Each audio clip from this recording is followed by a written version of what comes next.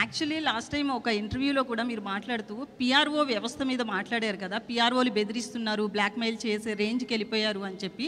అయితే కొంతమంది పిఆర్ఓలకి ఈ విషయంలో కోపం వచ్చింది. ఎందుకంటే ఎవరో పర్టికులర్గా వాళ్ళ గురించి చెప్పకుండా అందరినీ ఒక పిఆర్ఓ టోటల్ వ్యవస్థను అన్నారు అని చెప్పి.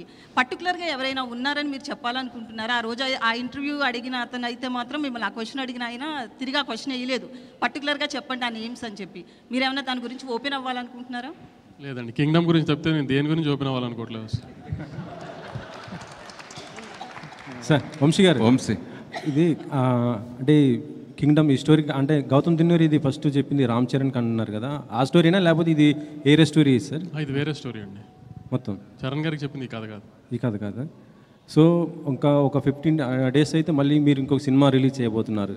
ఈ బిజీ షెడ్యూల్లో అది ఆ ఈవెంట్ అయినా చేయబోతున్నారా వార్ 2 సంబంధించి? అది కూడా చాలా తక్కువ టైం ఉంది కదా. మండే తర్వాత వార్ గురించి మాట్లాడుకుందాం అండి. ఈ 4 రోజులు అయితే నేను కింగ్డమ్ అయితే ఉండదు. మండే తర్వాత వార్కి ఏం చేయాలి ఎన్ని తర్వాత మండే తర్వాత మాట్లాడుకుందాం వార్ గురించి.